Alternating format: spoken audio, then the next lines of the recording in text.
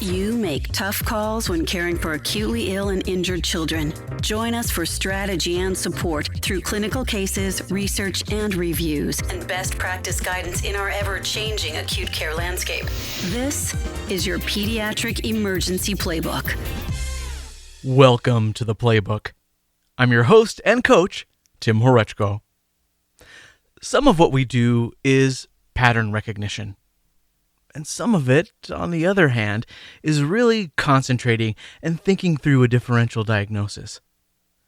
And sometimes we need a little bit of both. Neck masses in children are a good example of when we need to blend our System 1 thinking, our fast, instinctive pattern recognition thinking, with our System 2 thinking, our slower, deliberative, logical process. This is an ages-old concept coming from folk wisdom and rule of thumb, later on being developed more formally into the study of heuristics, dichotomy of thought, and metacognition. In Daniel Kahneman's book, Thinking, Fast and Slow, he crystallizes what we naturally do into these two systems of thinking. In our world, in the ED, it's fast pattern recognition and slow deliberative practice. What can be challenging is that when we see some disease process, here neck masses, we see them in all ages, in all durations, and all patient contexts. We need to blend our pattern recognition with our careful process. For example, a small mass of a short duration in a healthy patient may seem benign, a small lymph node maybe at first glance, until you discover there are a few red flag features. The context changes everything. It's pattern recognition coupled with what is knowable now that gives us the drive to watch and wait or work that up. Okay, I don't want to stress you out. You have enough to deal with today already. I get it. Here's something that's a little bit reassuring. In general, pediatric neck masses are often benign. 90% of those found in children ages 15 years and younger are non-cancerous. Now, this changes in adults. In adults 40 years and older, it's really the opposite. 80% of neck masses are malignant. In young adults from age about 16 to 40, there is significant overlap and the rates of cancer are really all over the map. Today will be about empowering yourself and your patient to have a workable plan. Let's just talk about the elephant in the speakers. Cancer. It's what everyone worries about. The truth is that when it comes to neck masses, the differential diagnosis is long.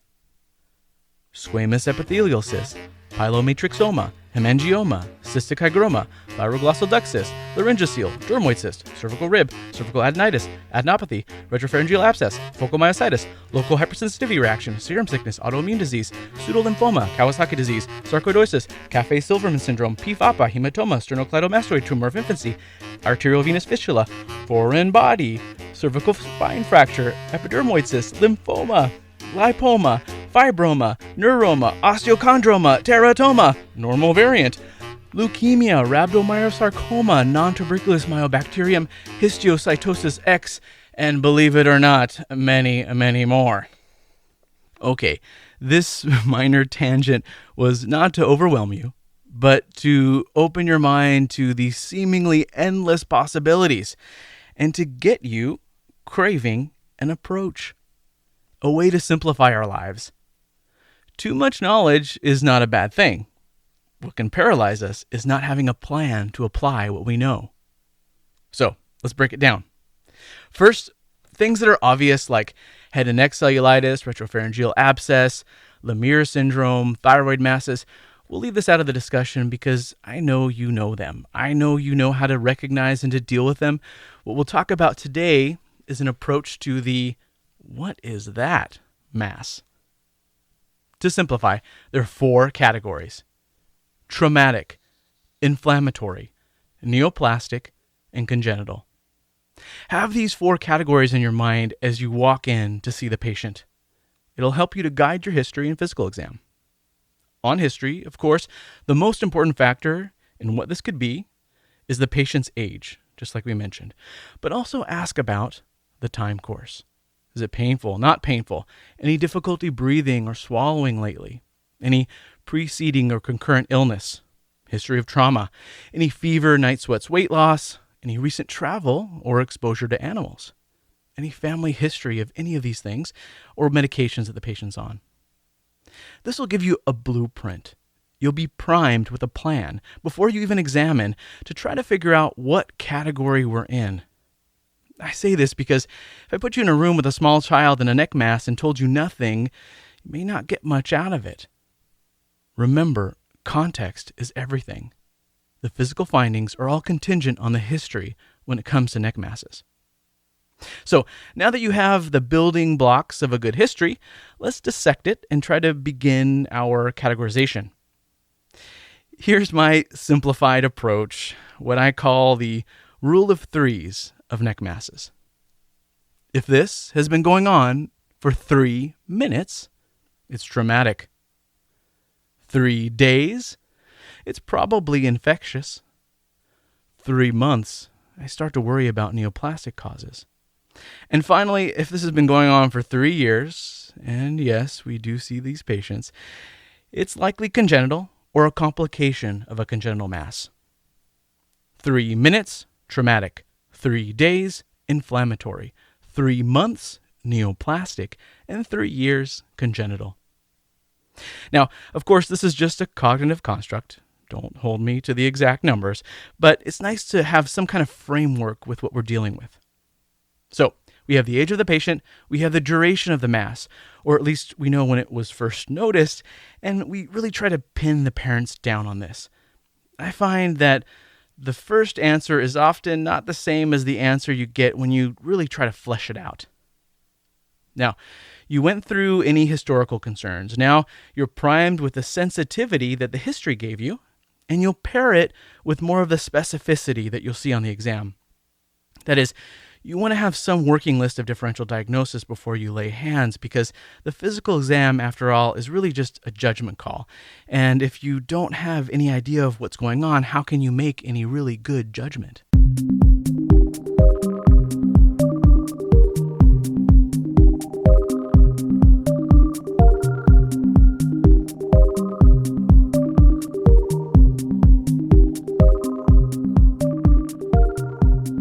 Armed with the contextual features of the history, you're ready to examine. In general, is the child sick? Or is he bouncing off the walls? Super bored? Or fussy? Is there any respiratory component? What's his work of breathing and his positioning?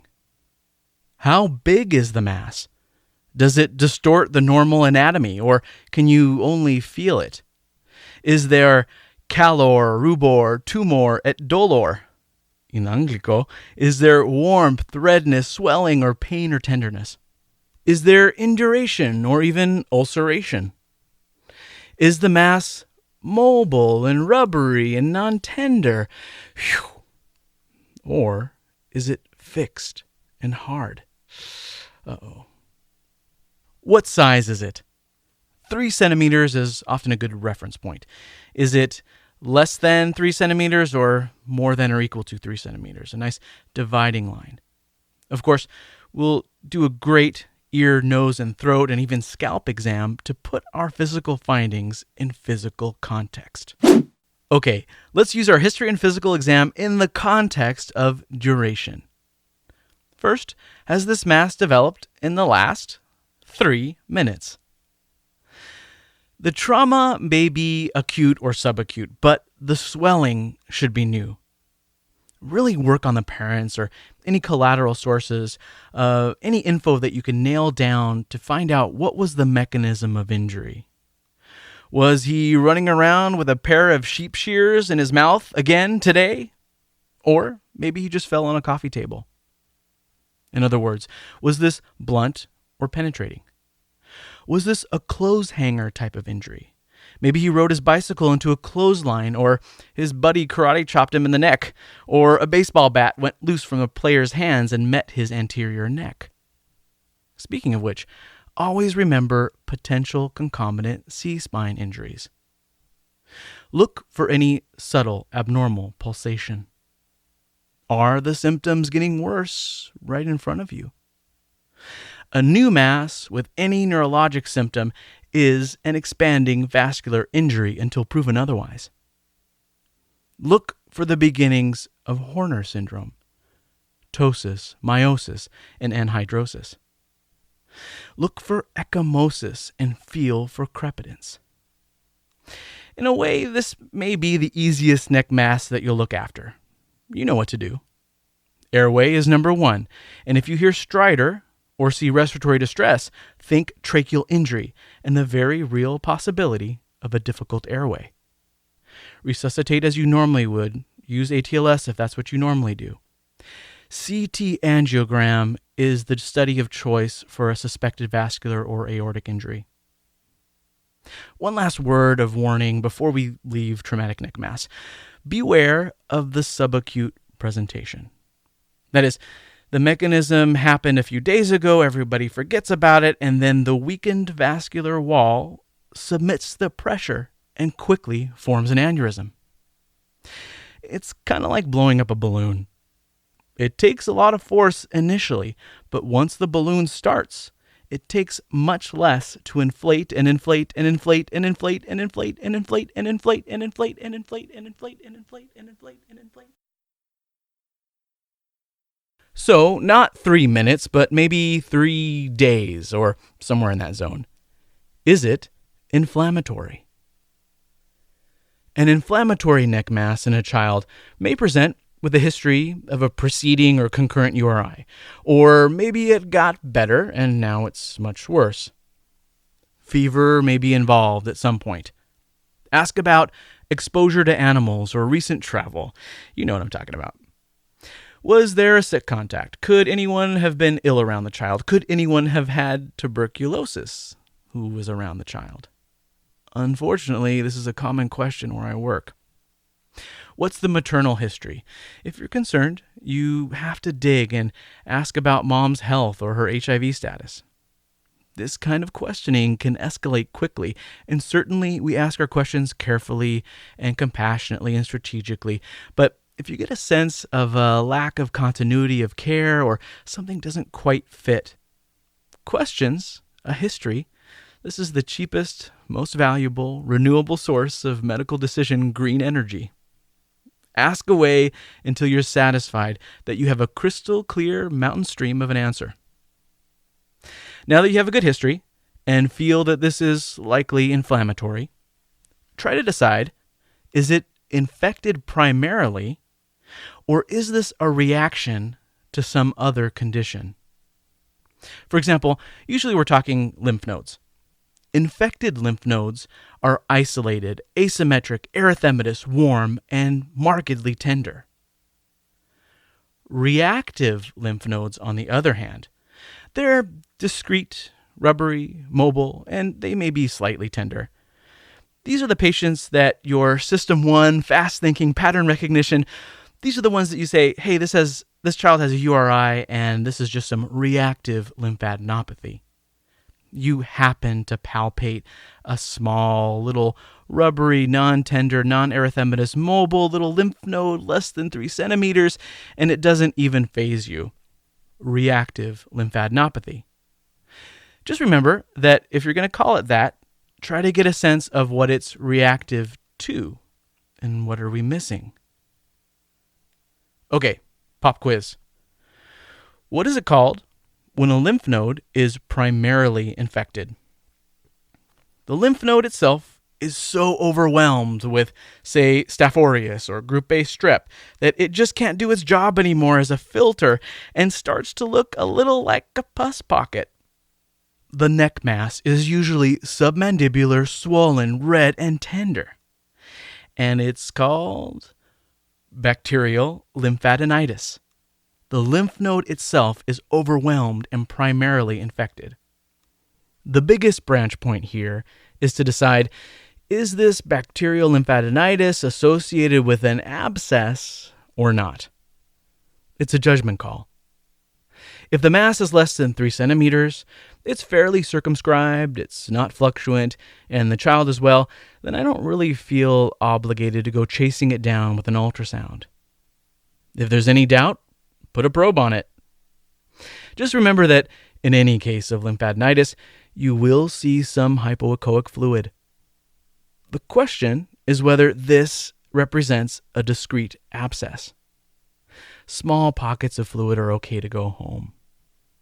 Larger pockets of fluid, are you going to make me say a number? Okay, a number. Happy? No? Okay, think more than a centimeter of discrete fluid. This is the child that you may need to follow more closely because he may need to get drained. But the child who is well appearing should still be trialed on PO antibiotics as an outpatient, but he'll need closer subspecialty follow-up, like head and neck surgery, to decide whether a fine needle aspiration is needed in the future. If the lymphadenitis is unilateral, think Staph aureus and Group A strep. These are the two most likely culprits. Most of these children will be kindergartners or younger, and it's usually a complication after URI, it improves, and all of a sudden it gets much worse. Group B strep is the next most popular bug in unilateral lymphadenitis. These children are usually small infants and they're sicker. It's usually within the first 90 days of life, and it's a complication of late onset GBS infection. You're not going to miss these because you'll probably be doing a septic workup on these children who can get pretty sick. Anaerobes will predominate in older children because they don't really become bacteremic as easily as younger children, so the school-age children and up will have unilateral bacterial lymphadenitis, but they'll usually often have some pretty messed up teeth. Periodontal disease is the most common cause in school-aged children. A much less common infection is zoological. A good example is tularemia, from rabbits, hamsters, or fleas and ticks that feed off of them. Mostly it's a problem in the northern hemisphere. Also think toxoplasmosis in young children where the kitty litter hygiene is not on point. Well-appearing children with mild erythema do very well with a trial of antibiotics like cephalexin or trimethoprim sulfate. Clindamycin will also cover MRSA and anaerobes, and it's a nice choice for older children. Amoxicillin is always a good alternative. Check your local sensitivities. After 10 to 14 days of treatment, lymphadenitis should improve. If it's not improving, the primary care physician may reassess for a referral for a fine needle biopsy. Ill-appearing children need IV antibiotics, usually some kind of imaging. So you're talking about ultrasound first and potentially CT if you're worried about further spread. We need to rule out an abscess in the ill-appearing children. You also may need your head and neck consult. Okay, so that was all an infected node. What we see much more commonly is reactive lymphadenopathy. Again, we're looking for some kind of associated recent illness, and that may just be a simple upper respiratory tract infection. But don't be fooled. This child still needs a good exam. You may see someone who complains about fever. The child has some pain and swelling over their lymph node. It's mobile, and in fact, itself is not really tender. So you look around, you look into the ear, and presto, it's an acute otitis media. The lymph drainage has simply caused reactive lymphadenopathy. So the node itself is not the issue, it's the acute otitis media. The pain is referred from the ear, and there's no actual tenderness of this rubbery, mobile, non-firm lymph node. This same reactive lymphadenopathy can be from tinea capitis. So do a great scalp exam, and you'll probably find a little carrion, a little bonus bag of fungus in the scalp. Look also in the mouth. Periodontal disease, again, notoriously causes lymphadenopathy.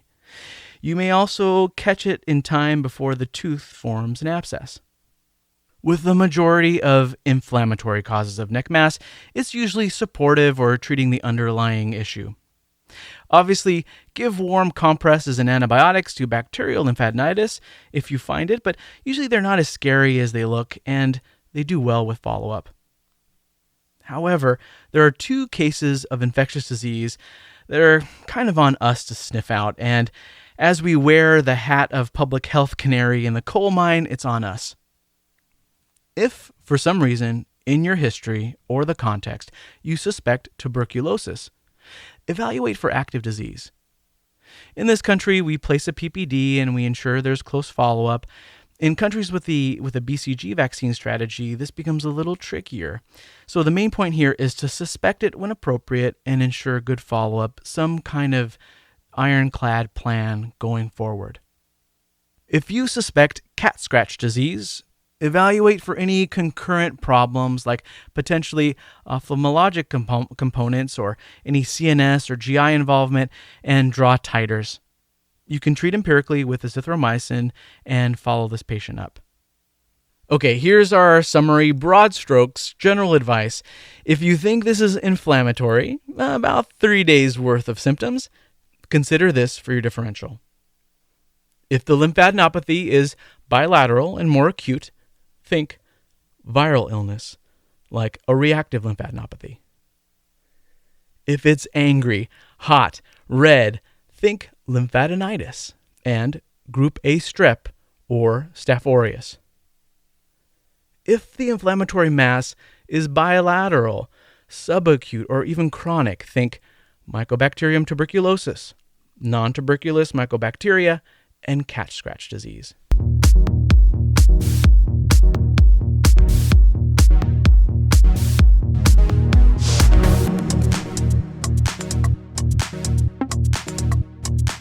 Okay, it's not a 3-minute traumatic mass or a 3-day inflammatory mass. It's a 3-month mass. You may say at this point to yourself, "Self, why would someone with 3 months of symptoms come to me in my ED?" Then you remember that too much introspection and self-assessment gets in the way of getting your job done. It's true, we are the safety net, and some people really get lost in the system despite all best efforts. There may be some people who got a good answer from their own doctor, but they're scared or in denial, and they're tacitly asking you to be the bad guy and break the news to them again, because now they may be ready to hear it. It's amazing how many times I've been in the situation where a patient or family gives very little info in the history.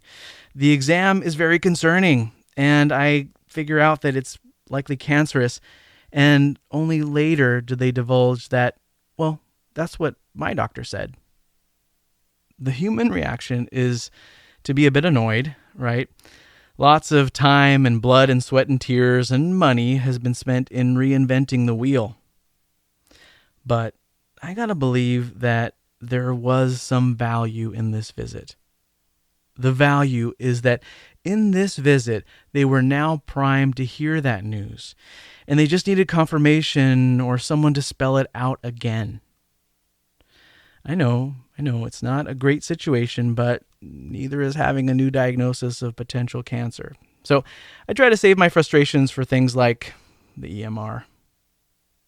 Having said all of that, be aware of the doctor shopper who uses the ED as a substitute for longitudinal care. We are doing no one any service if we don't repatriate them appropriately back to someone who can watch them and care for them over time. That is, instead of relying on a random emergency physician to coordinate care and really only see a tiny snapshot and not seeing the trajectory, worsening, improving. Unfortunately, a lot of people's expectation is a doctor is a doctor is a doctor. But the reality is that we can help them while they're right in front of us, and otherwise, it's a big world out there. So reorient them to their role in their longitudinal care, really for their safety. But I digress. A neoplastic neck mass. Maybe it's there for 3 weeks or 3 months. It could be indolent or slowly growing, and maybe the patient and their family, they've gotten used to it. Ask about fever, night sweats, weight loss, fatigue, easy bruising. You may get a history of some dysphagia, some hoarseness, or even just chronic otalgia. Chronic, recurrent otitis media diagnoses that aren't actually otitis media. On physical exam, don't look for cachexia in a child. It often is just not apparent. The neck mass that is concerning for neoplasm, remember, is hard and fixed. It looks gnarly, feels gnarly, but gnarliest of all, it doesn't hurt, and my heart sinks. Now, if cancer is on the table, make sure that you now do a full physical exam, especially feeling very carefully for abdominal masses, other lymphadenopathy, and of course, a full skin exam. In children, as I mentioned, only 10% of neck masses are cancerous, but when you see something concerning, we really have to just jump on it. Think lymphoma, salivary gland and thyroid cancers, or metastases or other primary cancers. Investigate. Get a CBC and a full chemistry panel. Remember that tumor lysis syndrome can happen spontaneously before the cancer is recognized. It's not necessarily only with treatment. For tumor lysis syndrome, remember to look for all of the hypers as the cell bursts. Hyperkalemia, hyperuricemia, hyperphosphatemia. The only hypo is with calcium. And remember, as phosphate goes up, calcium often goes down. So hyperkalemia, hyperuricemia, hyperphosphatemia, and hypocalcemia. Do an EKG on anyone at risk and treat the metabolic disturbance. Get a chest x-ray, PA and lat, to screen for mediastinal involvement. Now, in my world, this child just doesn't go home for follow-up. This needs medical intervention and investigation now. So admission is really the thing to do for expedited workup. However, if you have a rock-solid discharge plan for follow-up and a warm handoff, you're able to speak to somebody and say, these are my concerns. Can you see this person tomorrow, the next day? It may be possible to look into this as an outpatient. Now, I'm a little biased and a little protective, and if this has been going on for some time, you know that the mechanism for access to primary care just hasn't happened for whatever reason. So I tend to do more because we just can't let this child be forgotten.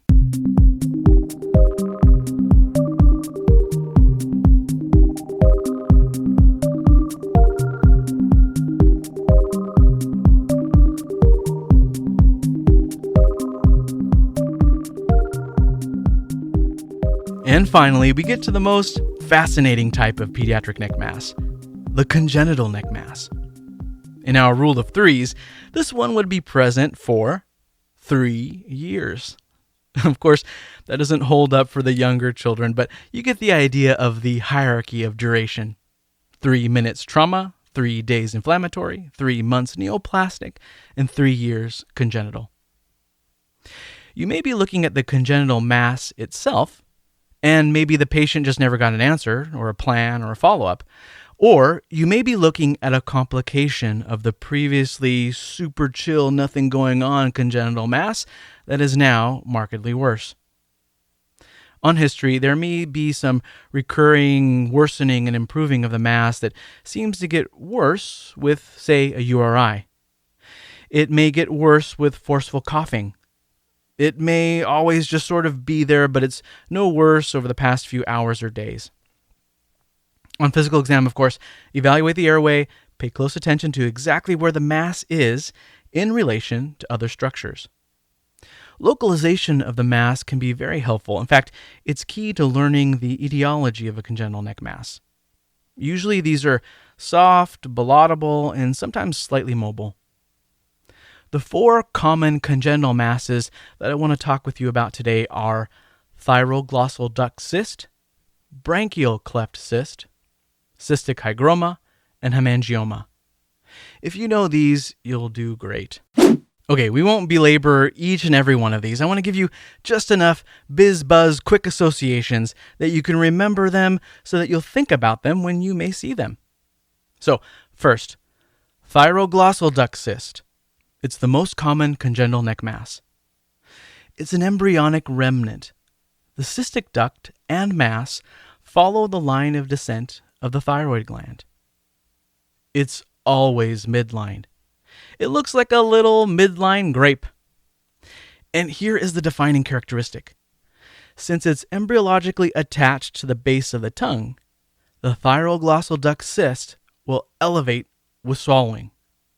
Remember this? I'm happy. Often it's just watchful waiting and elective surgery. If it looks infected, warm compresses and antibiotics to get the infection under control, then the head and neck surgeons will plan for an elective excision, especially in the recurring cases. Next is the Branchial Cleft Cyst. Do you remember when you looked more like a guppy than a baby? You had gills, or at least you looked like you had gills. Branchial clefts, or pharyngeal grooves, are just folds that form in the embryo to organize and separate your cranial nerves and pharyngeal structures. They obliterate as the embryo matures into a fetus. Except when they don't. You're left with a potential space that can fill with fluid when you get a URI or cough too much or smoke too much weed. The fluid pockets look like something is trying to grow an extra structure out of the side of the neck. Or, better yet, a poorly defined ballotable neck mass at the base of the angle of the mandible. When you push the family and patient a little bit more, often they'll tell you, yes, doc, this has happened in the past. Okay, I know you're as fascinated as I am with this, and I know that I promise not to go too much into depth, but this is pretty cool. You have 4 branchial clefts on each side, or at least you did at some point. Each one can cause its own trouble. A cyst of the first branchial arch is rare. It happens in less than 1% of cases. This is the branchial arch associated with the external auditory canal. It's rare, but if you see someone who has chronic ear or parotid problems, or a chronically draining pit anterior to the pinna, you may just have a first branchial arch cyst on your hands.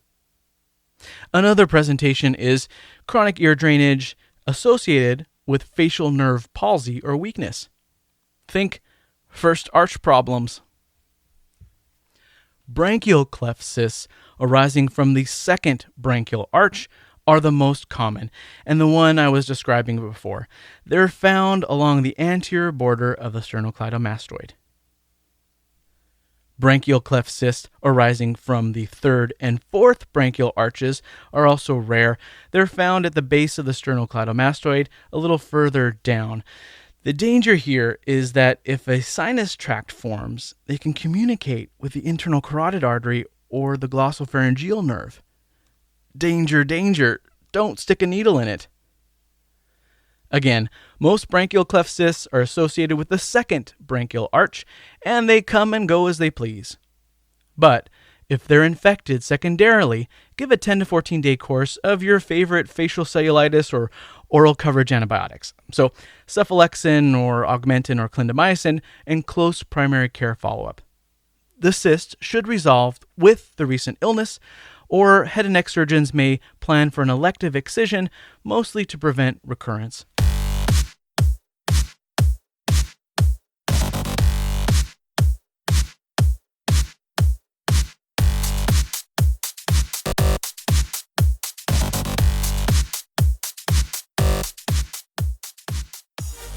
A cystic hygroma looks like a soft, ballotable balloon that's been inflated on the side of the child's neck. Okay, sometimes it's not that dramatic. When you look head-on, one side of the neck may just look a little fuller. Have the child look up and to each side to compare.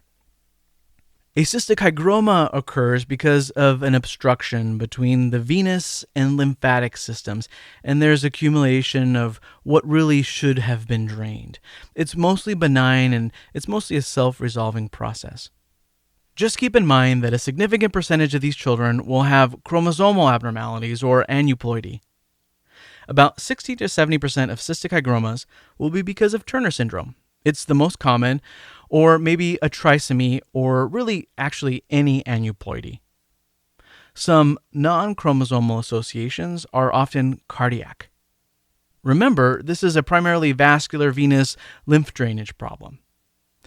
Coarctation of the aorta is the most common cardiovascular anomaly associated with cystic hygroma. And Turner syndrome just so happens to link both of these. Aneuploidy, cystic hygroma, aortic anomalies. There you go. All kinds of other syndromes can cause this, including Noonan syndrome, Cornelia de Lange, and fetal alcohol syndrome. A cystic hygroma can get infected, just like a branchial cleft cyst can get infected. So treat them the same and give them good follow-up, or if the child's ill, admit for IV antibiotics. As an outpatient, he may get surgery, or a cutting-edge technique is to inject the lesion with OK432, or pasibinil. It's a mixture of dead Streptococcus pyogenes antigens. Once injected, there is an inflammatory response that causes adhesions and subsequent obliteration of the potential space. It's a pretty good upcycling of bacterial waste. And finally, we have hemangiomas. You may be used to seeing relatively flat hemangiomas on the face or the scalp, but when they cause a neck mass, they can look a little scary. It's a bubbly vascular mass that you feel like you don't even want to breathe on too hard. It's usually lateral, and it's most common in girls. There is a proliferation phase in which the mass seems to grow with neoplastic pace.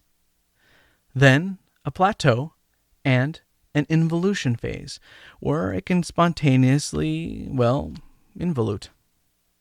Most of the time, we get used to something called active non-intervention. It's just a neato way of saying watchful waiting, but it sounds cooler and more intense at the same time. Like, if Chuck Norris were going to be your primary care doctor, he wouldn't do watchful waiting. Chuck Norris would do active non-intervention because he chose not to act. Get it? If the hemangioma does not involute over time, sometimes a beta blocker can be given to speed it up, or IR can do embolization, and of course the nuclear option is always surgical excision, but it can be a rat's nest to try to untangle and attain hemostasis, so this is usually a last resort. Remember when evaluating these children that new symptoms may be a sign of early airway compromise. Also think, if there's a vascular malformation where I can see it, where else could there be a vascular malformation? Take the review of systems seriously in these patients.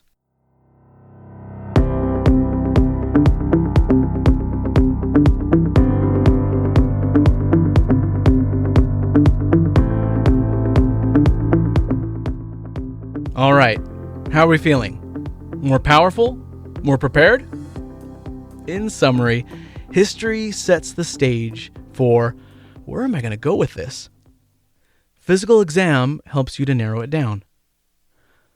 Think of the rule of threes. 3-minute mass, traumatic. 3-day mass, inflammatory.